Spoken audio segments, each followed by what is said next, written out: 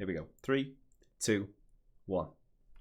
Good evening, everybody, and welcome to the Sea Live podcast. My name is Sam, and as always, I have my trusted friend and podcast sidekick for a Christmas special podcast. It's Mr. Chris Barnes. Hey, look at this tinsel! I got the memo. You certainly did get the memo, my friend. But you've got your Christmas hat, haven't you? Christmas hat? No Christmas hat? Oh, did you not get the memo? This! Look at Hey! this! Absolutely fantastic. Look at that. See, Well, folks. The memo was well in my inbox this week. Look at this. Do you know what? That has properly shocked me, though. That is brilliant. You know what? This is the shirt I'm going to wear on Saturday night, by the way. Because we've got some fantastic news. If you want to buy tickets, you can't. For our sold out, up all night, shit Christmas jumper event at Grand Central Hall. You cannot get any more tickets. It's fully sold out. At reduced capacity, 155 lucky people are going to be able to see Soul Jam between the hours of 4 to 5:30, and then see us up all night covers band from the hours of 6 to 7:30. So if you are one of the lucky people that are coming to have a wonderful time in your Christmas jumpers, good, bad, ugly, whatever it may be, very well done to you. I know there have been lots of people asking me for tickets, but I'm sorry, I can't do anything else. I can't. I'm sorry. You've had weeks and weeks and weeks to buy tickets. Look, I've even put my tinsel tie on now. You can see it. Absolutely beautiful. I'm going to have to get rid of that. It'll tickle me chin. Right. So you've had weeks to buy your tickets. It is sold out. It's going to be a fab night. I'm looking forward to it, Sam. Certainly am. Me too. It's going to be a fantastic evening. There's going to be lots of different competitions. Obviously, for the Christmas jumpers, the best one, the worst one. There's going to be some interactions, some Christmas games, and of course the fantastic Soul Jam and Up All Night. So we're currently in rehearsals. We've got the show pretty much there, and we're going to rock it out on Saturday with a few Christmas songs as well, aren't we, mate? We are indeed. Fingers are all fine now after cut them open last week, remember? So they're playing with the plaster on. They're all fine, ready to smash it on Saturday night. I tell you, one person who was performing at Grand Central only last weekend is our podcast guest, and that is Camilla. How are you doing, Camilla? I'm very well, thank you very much. Hey! There she is. Now, what's it like, obviously, being back performing? It's kind of weird being back because we're used to doing these Zoom performances to, well, whoever's in the house, and then forever all the different people online. But what's it like to be back live on Grand Central for the other day? It's really strange, and especially with it being my first time there, I was terrified. I get bad stage fright moving to different venues, especially like that. So it was booked for around July, I think, and then with all the restrictions, it just kept getting put back, and I was made up. I was like, thank God for that. It's moved to August. That's cancelled. And then the same, October, November. And I was just thinking, oh, please just be after Christmas. Let me just get myself together. And then, no, it was happening. And I had to, sort myself out, sort my nerves out. So are you generally just a nervous person in general, or is it just when you're singing? Obviously, you're on a podcast with Chris and I, so you're very outgoing to be speaking to all. Let me just check how many people we've got. All 6 people. Hey! Yay! So why are we so nervous when we're singing? Do you know what? I don't know. I really can't pinpoint it. I sing all the time. I was a drama teacher for 12 years. I talk before an art. I don't know what this whole thing is when I'm singing, how nervous I get, and especially just new venues. When I did the Green Room in March, I rocked up before it was even open. Wow. Banging on the door, and I was terrified. and I was shaking. It's ridiculous. I think it's because it's that whole cabaret scene, and especially with the stages the way they are. Yeah. And you are the pinpoint, aren't you? You are the focal point. And a lot of the places where I do sing, yeah, you people watch and listen to you, but you're in a pub environment or you're in the background or whatever. Whereas this is like, you're not rocking up in your jeans and your jumper. You're making that, that special effort where, people are actually paying money to come and watch you. So I think that's where the nerves get the better of me. I'm all right after my first couple of songs. But, it's a mad type of stage fright to get, really. And I'm not a nervous person at all. That's why I'm going to wear this shirt on Saturday night, because it's the cabaret's finest venues. Yeah. But the Green Room and Grand Central, they're both just lovely stages, aren't they? Yeah, they really are. And when I got there, they hadn't even set up. I think, honestly, I was there for hours going, I'm freezing. A bottle of beer. And then I was performing with Hello Felix, the 80s band. Yes. Yeah. And oh my days, did they help to put me at ease. Wow, they are amazing. I've forgotten the guy's name. What's the front man called? Oh, I can't remember. I can't remember. It's gone from me, but he is like one of the funniest people I have ever met. That band are crackers, but just so good. You've got in a band environment though, like when we're playing, you're kind of protected by each other a little bit, because you can bounce off each other. But as you say, when you're that solo singer, all eyes are on you, aren't they? Absolutely. And that's what it is. That's the terrifying thing. Yeah. I think also, like in the Green Room and in Grand Central, at first, it was like, well, Camilla, if you just come up with your set list, give it to our sound engineer. And I was like, no. I'm always in control. I can switch my song when you need to, when you're reading the audience and stuff. But like when I wasn't in control of that in the Green Room, I was thinking, if I want to change it up, I can't. Yeah. Because I've got this set list. But then when I went to Grand Central, they were just so easy going for such an amazing venue. And then they were just like, if you want your laptop on the stage, just have it. So I did. And then I just settled down.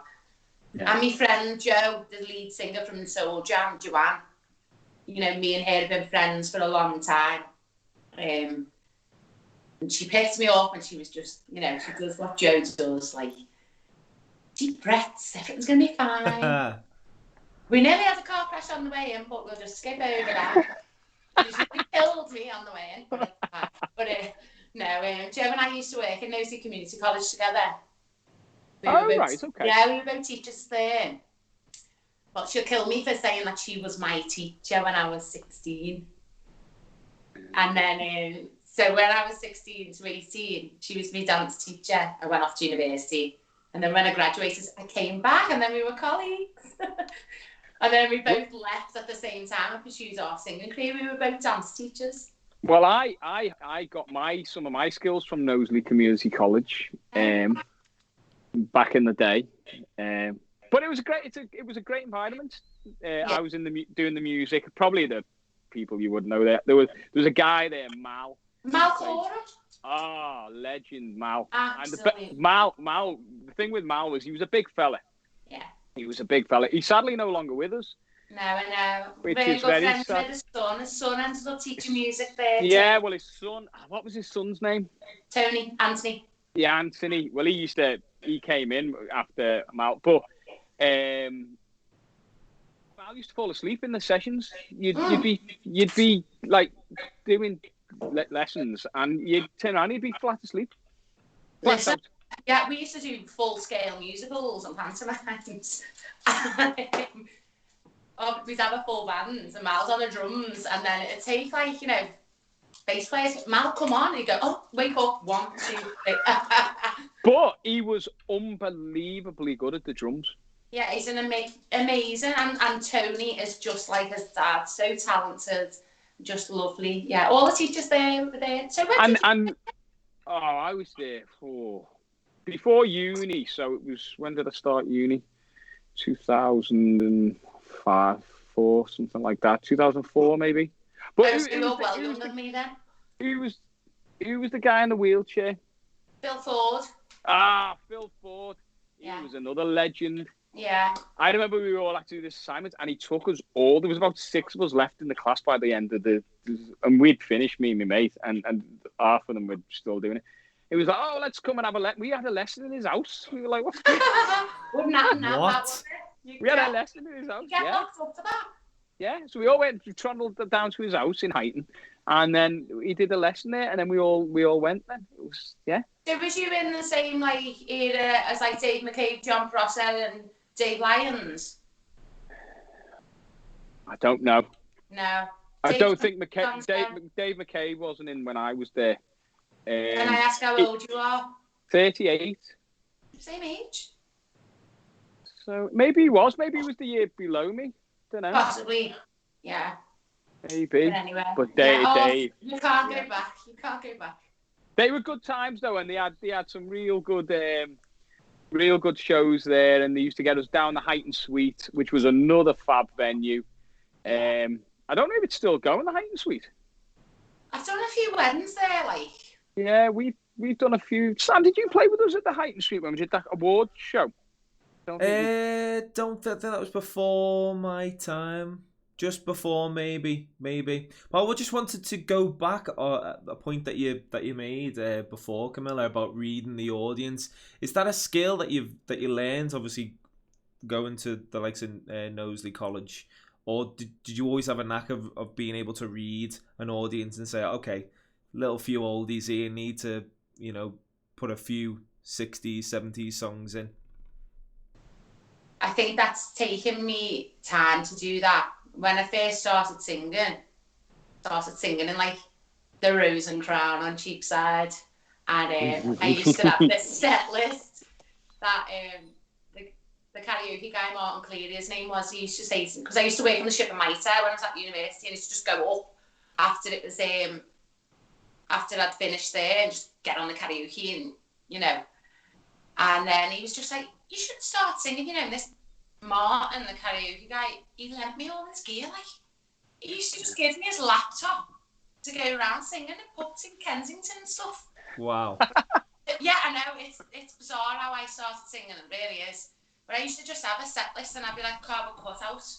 And be like, honestly, and people used to say to me, Camilla, you've been to university to study theatre, why are you so frozen?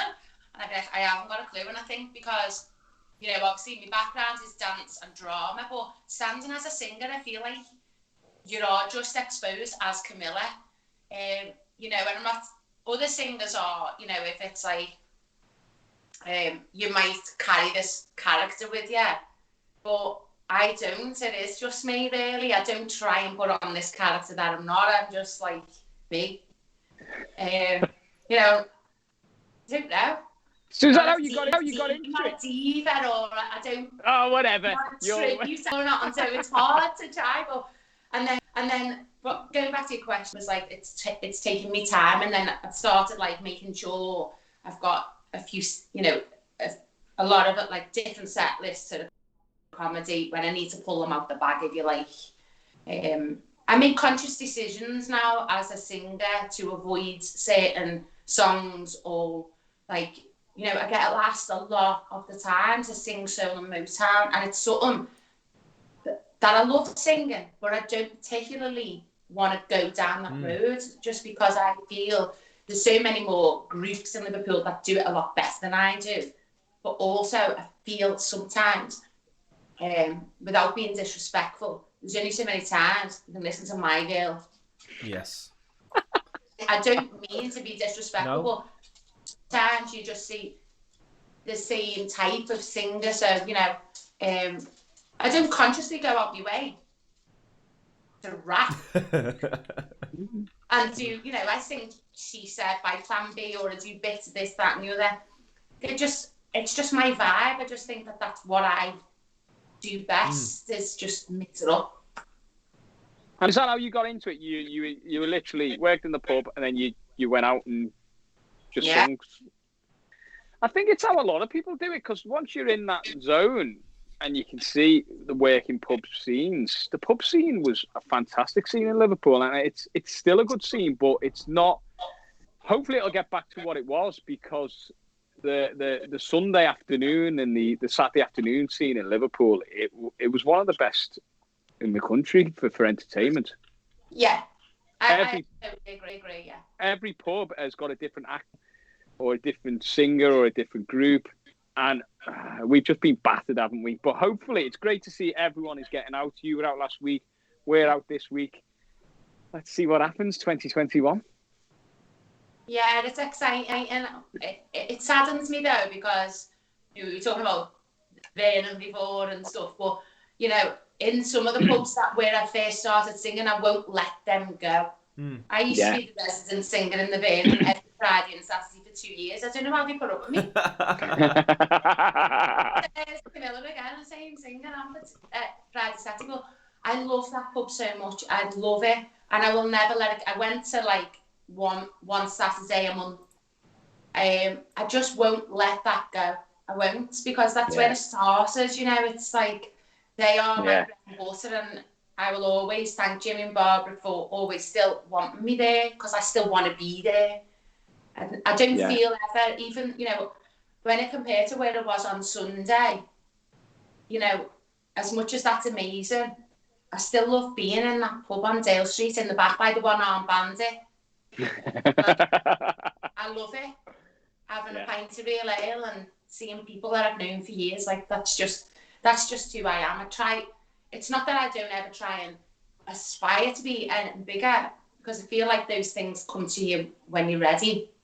But I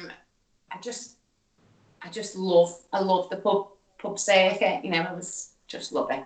I used to do the social clubs, drinking them, and they're a dying breed. The social clubs, they used to be the real good entertainment. Sunday night, then be a bingo, open the box, and then all of that. It's your bread and butter, isn't it, Chris? It's your bread and butter at the end of the day. That's where the likes of me and you learnt our trade. Obviously, different times. We only do two pubs now. We only do two pubs in Liverpool. We play up the Cobden now and again, and we play the Village Inn in Woolton, and that's it. That's what we only do, two pubs a year, and it's mainly to showcase, because we do weddings, functions, corporate stuff. No one gets to see us really. Well, to be fair, that's my idea of hell. What you just said. Weddings. I know people listen to this and go, I booked you for my wedding, and I go, because it's just your whole day is out, and I think this is what is a problem for singers, isn't it? It's I think people don't get how much effort goes in. It's not that you're only there for singing for 90 minutes. Half of the time, it's West Side Story with the DJ and a plug socket at 2 o'clock in the afternoon when you go to set your stuff up, and then you're waiting round, and then you're like, oh my god. It's the waiting round, isn't it? It's the waiting round. Yeah. Especially when you're driving. Devonshire once at a wedding, and people were like, "Oh no, there's more guests coming. Just hold off." It's creeping up to 9. They were like, "Oh, cool, just a bit." So we went on about 9:15. Second song in, they announced the buffet was open. Nice one. Yeah. It's just do you know what I mean? So it is what it is, and it comes with the territory. But the pub scene is brilliant, and that's why we do 2 a year, because it's just a great environment, the pub scene, because your characters you get in there are just fantastic. Some people have been upstaged by so many amazing people. These fellas who come into the Liverpool with all these masks on every Saturday. Animal masks. But that's a good bar, the Liverpool. Get some. Again, another one of I'm loyal to people who are loyal to me. Exactly. And I know it sounds dead dramatic, but you get, you know yourself, when things happen, you meet people, and certain pubs, you do what you need to do for them for a certain amount of time, and then they let you go or whatever. And that's happened to me, and I took it really bad. You know, it's taken me a long time to kind of like get a thick skin really. Yeah. Over it wasn't necessarily like rejection or nothing, but it's just kind of like when you don't do what they want anymore, or let's cut it here. When they're telling you don't make them money, and they go, we can't pay you, Yeah. and you're like, okay. So things can get pretty dirty in the scene as well, can't Yeah. And people undercut you, and you're trying to make a living, and then you get people who work for £40, and then you're like, they work, and then they might get a gig every single day. Yeah. And you're getting one a month Exactly. because you're sticking to being paid. You know, if you're in the musicians union and you are paying your taxes and you're doing what you should do legitimately, you know, we're all in this together, aren't we? Like, so you're like trying to do things properly. So now, I think that's one of the things that I've noticed since the COVID things. There's lads going out and playing for 30 quid and 3 pints. oh, Do you know what I mean? so sad, isn't it? It's sad because there's so much talent, and obviously our agency, Sam and I, See Live Entertainment, with the acts we've got are unbelievable acts, and they'll get out. They are getting out. We're getting lots of inquiries for 2021 already, but who knows? Who knows? Personally, I think you've got to add value to what you do all the time. You know, everything that we do. You know, I'm lucky over the COVID. Is that, you know, I teach yoga. I work in yoga centres and gyms around the city, so there was certain parts of my work that could continue. And I also teach yoga in prisons across the northwest. So, I was furloughed for a certain amount of time from certain places, and able to carry on working in certain places. So, at the first instance, when I couldn't go and sing and everything else, when the pubs shut, the gyms shut, and the prisons went into lockdown, I thought, oh my God, just as a meltdown. I thought I'm going to lose my house. Yeah. It was very scary for me. And I've got amazing people around me, my family, my friends were so lucky. I was getting messages off people during, the first, when it all really kicked in. Yeah.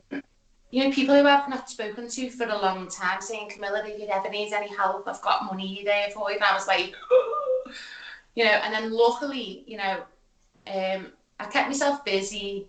I started doing them Facebook Live gigs. Well, we saw a few of them. I do remember a couple of good flip-flop sessions. Hey!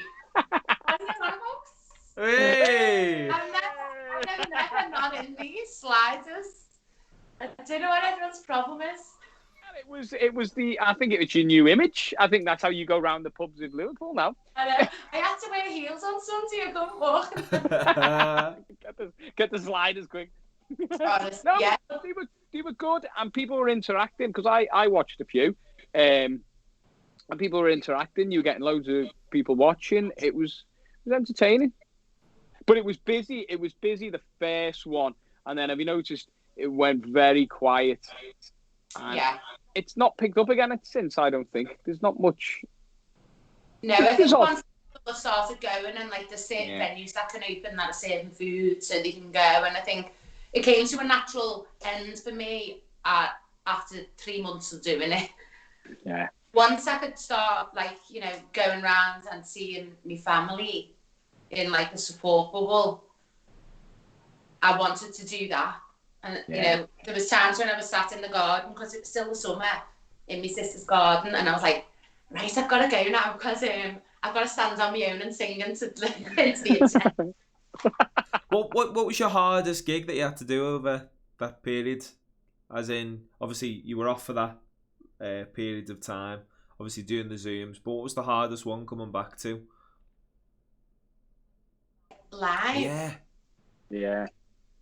Oh, I'd like to say Grand Central Hall, but I don't think it was. I think my first gig was the Falcon in Kirby.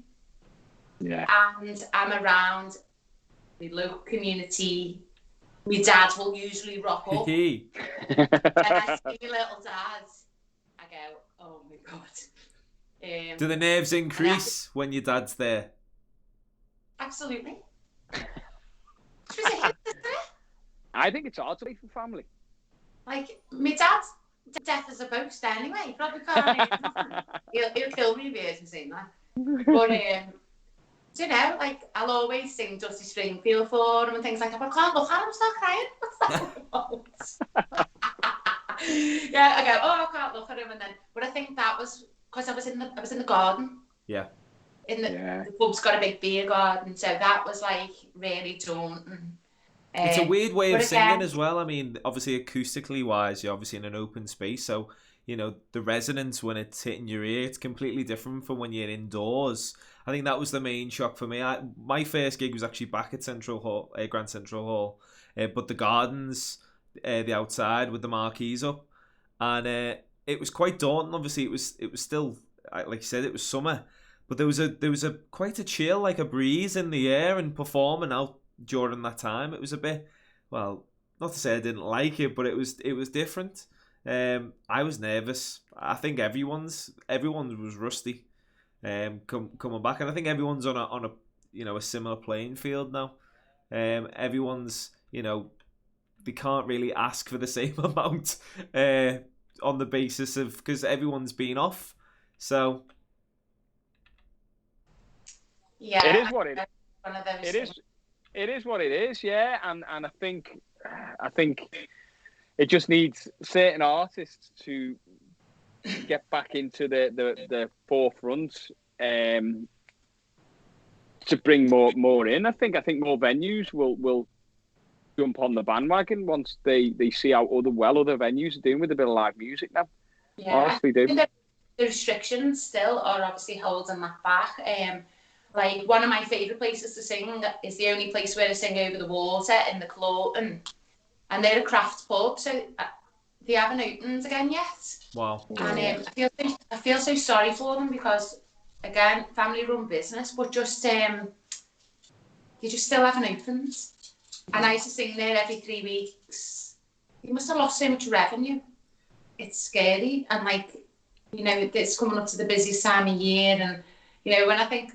when you see, like, on your Facebook memories where you're probably gigging, sometimes just doing 2 gigs a night. I'd be doing the Clorton and then legging it back and doing the graveyard shifts in the Liverpool and then back to back.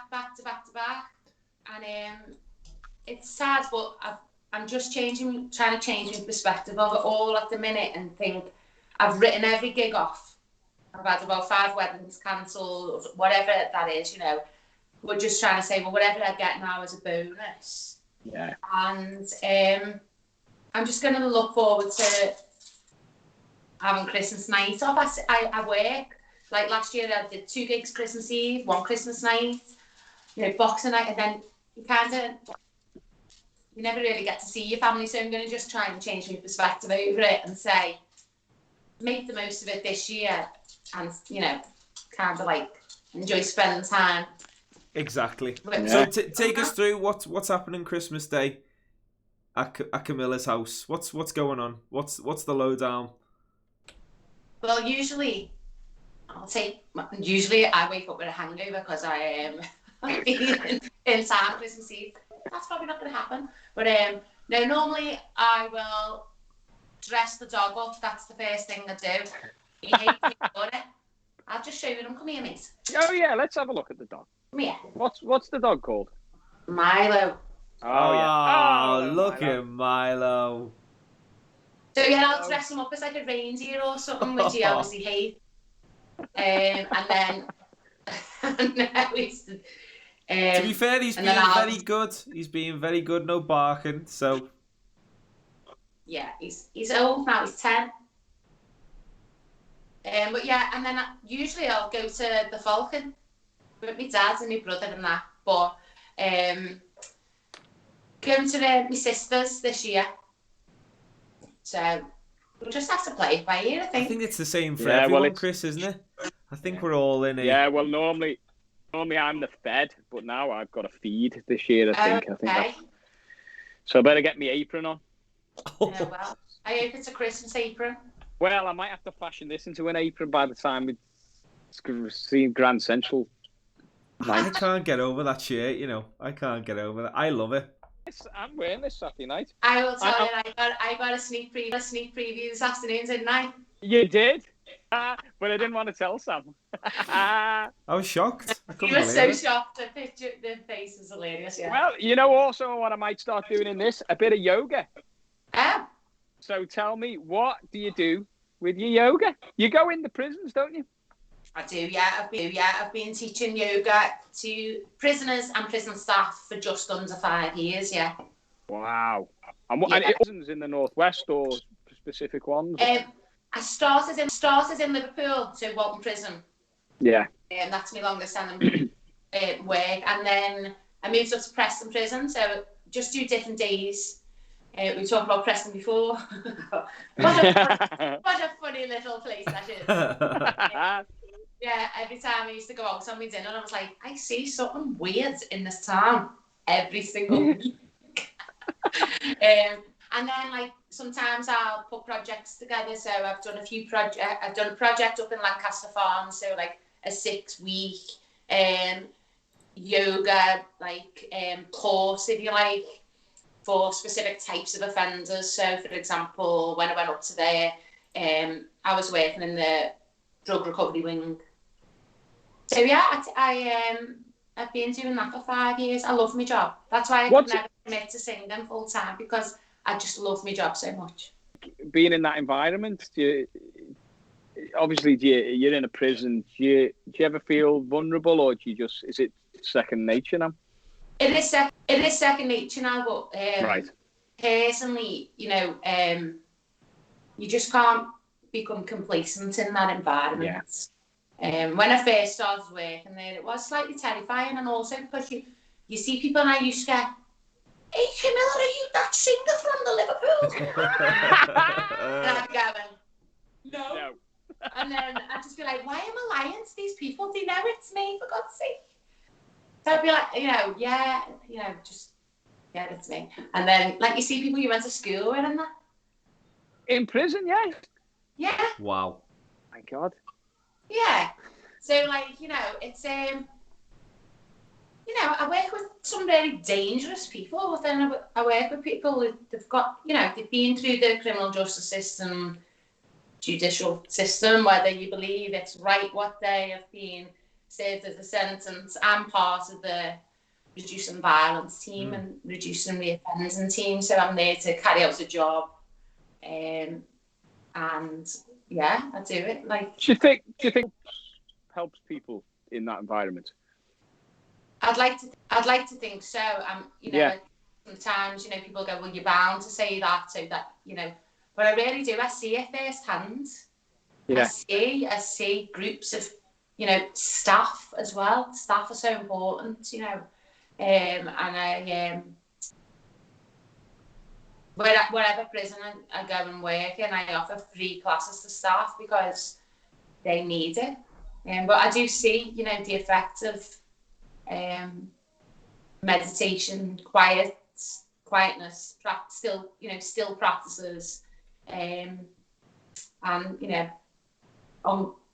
grown men and younger men, and it must be. I get them to fill in feedback for me and that, because I've got to measure what I do, because it's funded, and you've got to measure the impact what it has for the prison. But sometimes I deal with some really problematic prisoners that are problematic in the prison system. But they're not problematic for me. Yeah. So, sometimes I just go, well, if you just give me them for an hour, because it's a privilege in there. So you can't be on like a basic regime, for example. You've got to prove that, you've earned your place on the yoga class. But yeah, it's good. I also I've done concerts with the lads and everything, in jail. Really? Yeah. Yeah, because they have guitar lessons and that. Like Paul Kappa's been in, and he was teaching the lads how to play guitar. We do loads, got our own radio station, so we never know, we might get you in. Do you know what? I'd be down. Sam will blend in. Oh, yeah, I'd blend in. Are you kidding me? Hey, look, you're looking a bit rough. What's this beard you got going on as well? The beard is a decision that I thought I'd take because it was getting a bit rough around the cheek area and underneath the neck. The prisoners are better dressed than you two. Well, hang on, they haven't seen a shirt like this for a while. No, honestly, like we get guests into the radio station. Obviously, wants code sources and everything, and you know, because they're actually on like 23-hour lockdown now, so haven't had access to education and visits and all things like that for a long time. So, but yeah, I've done a couple of concerts with some of the lads, and when the other prisoners, you know, might pay like £2. It all goes to charity. See, these are some of the things that you don't hear about. Yeah. That I think is really important to talk about. Whether the general public agree with those things happening, I just think, you know, speak to your MP. You can't lock someone up for 20 hours a day and expect them to be different when they come out. These types of things and these therapeutic things, creative things, especially music, as I'm talking, you know, preaching to the converted, aren't I, when I'm talking about the power of music, especially in that environment, is amazing. You want to see something, like, honestly, some of the poems and things they write, songs they write. Watch this lad, he hadn't picked a guitar up in his life. And then I ended up singing Imagine with him. I left him for a weekend. I said, oh, you know, you need to practice the chord changes, this, that, and the other. Like John Lennon when I come back. Wow. He was like ting, and I was like, because he's literally gone in his part and practiced, and he got a standing ovation, and I was like, oh, sure. That's it's so good. It's so good, and it's, you can, you know, those types of interventions, especially music. Wow, in that environment, amazing. I think music is and like drama and dance and stuff that we've all been involved in some capacity, teaching it. I think this year the kids have missed out big time on the arts, and I think they're going to struggle for the next 6 months. But you've got to push arts to these kids. I honestly think, because there's nothing coming through that. It's all electronics now, isn't it? And you've got to keep kids on the arts, on the dancing, on the theatre studies. It's the next generation, because what's going to happen in 10 years' time? There'll be no one singing the pubs. There'll be no one singing these theatres. I know. You've got to push these kids on instruments, got to push these kids to learn how to sing properly like you guys. And hopefully that's what will happen. Yeah, I think it's been a big push, hasn't there? Since, like, you know, art is work, and it really is, isn't it? It's a craft. Art is work. It is. And it doesn't half show you when it was ripped from us how much you miss it. Exactly. Absolutely. And you know, people go to town and go, it's just not the same. No. Go have a meal and have a pint. It's just not the same. And it really isn't, though, is it? You know, you might just go and pop in to the Manhattan and watch someone there, or wherever they've been. You know, all the pubs we've mentioned that you know, pay live entertainers. Yeah. You know, you don't have to put them on, do you? Nope. We've got to talk about also another thing that we've all missed out on, and especially you. How much have you missed going to Goodison Park? How do you know that was coming? I've missed it, you know. Oh, I've missed sitting at the gallery parts next to me. And it's not sad. I've missed having to sit there when I've got a gig, putting my face underneath so I don't shout. How much of a blue nose are you then, Camilla? Well, it depends whether you were going to tell me that you're I'm very bad. And you want to see her Twitter? You want to see her Twitter? It's just blue nose. It is. It's just bad. full Like, on I've got, like, oh, Sam, I'm sorry. Don't be sorry, it's fine. What do you think of then of Mr. Oh no, Ancelotti? I'm not sorry about being a blue nose. I'm sorry that if you mention it to me, No, that I'm going to get some type of abuse. No. What I was going to say is, obviously you're gigging every, weekend. Are you one of these that are constantly looking on the live scores while you're singing? And No, you're not that bad. Okay. She's got the scores on now. She's got the scores on now. Of course I am. If I'm in the Liverpool, I'm like, the telly's up there and I'm going, looking underneath. Or people just tell me anyway, like they'll ring the bell and they'll tell me. Go on, what do you think of Mr. Ancelotti then? What can we say about him? He's amazing. We've got to give him time. He knows what he's doing. Like all these people who were saying Ancelotti, they need to just sort their lives out. Is that what they're saying? Yeah. Like just he's royalty. He is managerial royalty. He's managerial royalty. Absolutely. Sam knows that I like Italian football from the 90s and stuff like that, and he is royalty in football. He's won everything.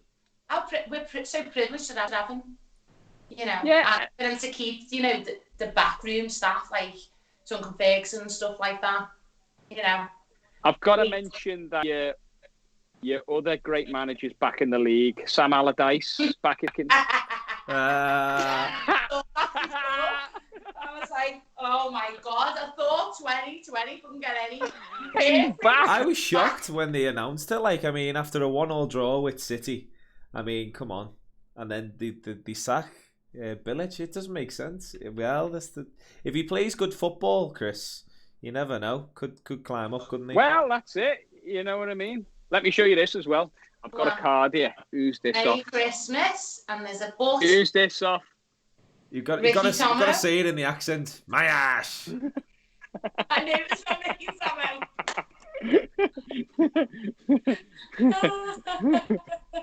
Well, we'll see him soon. We'll see him soon. I spoke to him the other day. He's doing all right. Yeah, is he? Yeah. Yeah, he's doing all right. Well, I'm going to do a selfish plug because we've got 40 minutes into this podcast and I haven't done a selfish plug. So, folks, if you are listening, please do make sure that you go and follow us on Facebook, Twitter, and Instagram. Over on Twitter, we are at CLiveEnster1. On Instagram, we are at CLiveUK. And of course, you are watching us by the means of Facebook Live, so that is at CLive. If you're feeling very festive and generous this evening, please do share with your friends and family about CLive and all the fantastic acts that we do have on our books. The singers, duos, tribute artists, bands, including our covers band, Up All Night covers band, which are performing on this Saturday to a sold-out gig. I might as well say that again while out there. You can't get any tickets, so don't even bother trying asking me or Chris. 2021, Camilla, what's in store? Have we got anything special? Any goals that we want to achieve for 2021? What a question. Any goals? I'm doing some yoga. Oh God. Honestly, I take every day as it comes. I don't know whether that's just because of my little spiritual side. Yeah. It's just kind of like I don't take anything for granted. I don't want to make more money. I don't want to do this, and I don't want to. You know what I mean? I just think I just do what I do every day, and things come to me. I also I'm a firm believer in when you do good comes back. Yeah. What goes around comes around.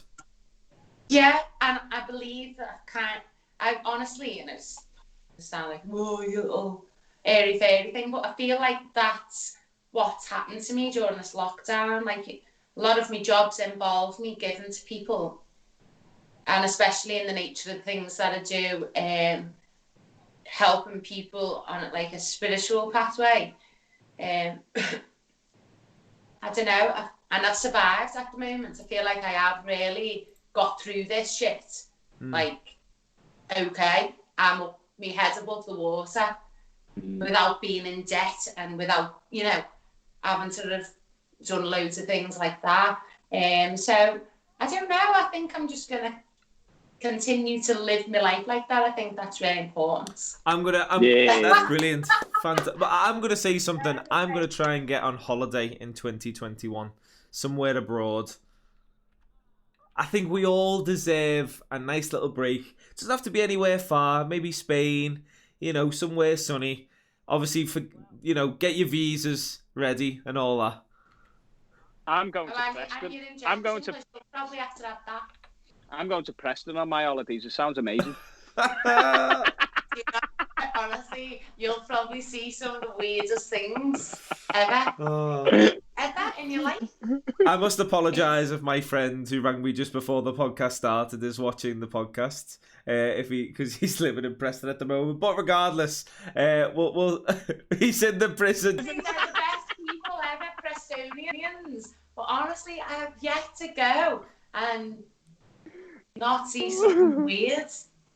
But you know what? Like, I've met some of the best people in Preston ever. Like, I just have a I used to feeling. go every Tuesday.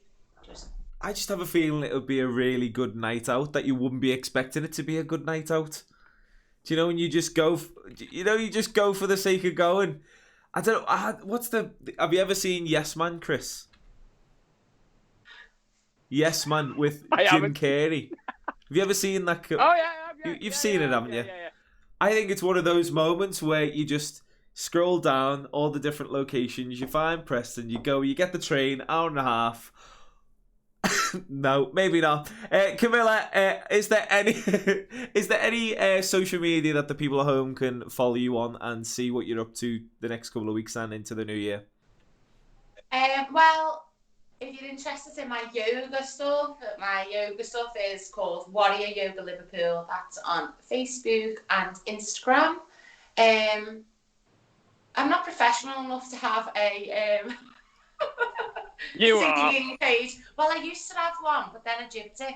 It's probably something that I probably need to do a little bit more.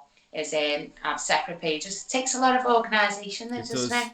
So I have like Camilla Connolly as me, then Camilla the singer, then the yoga.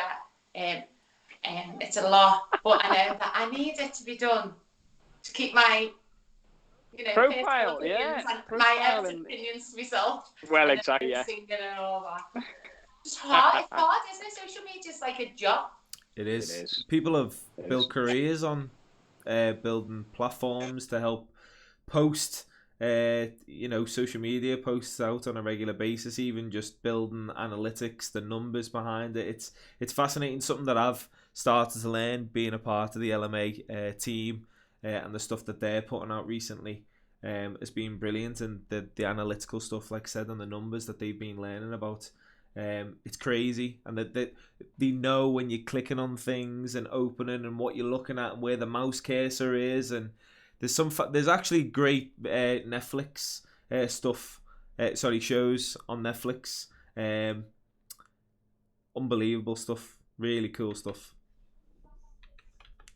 Yeah. What's it called? Social Dilemma. Yeah, the Social Dilemma. Yeah, it's a That's it. it's a great watch, and it's a real good insight into exactly what they know of you. So if you're interested in that and want to be kind of freaked out by it, the Social Dilemma, go and check it out. But guys, we have got to the end of this week's podcast. Thank you so much, Camilla, for tuning in and taking the time. Yay! Thank you, guys. Thanks a lot. Like we said, please do follow Camilla as well as our socials. I'll pop them up on the screen as well. Facebook, Twitter, Instagram. See Live UK on Instagram. See Live Ends to 1 on Twitter. And See Live on Facebook. Chris, that's been another edition.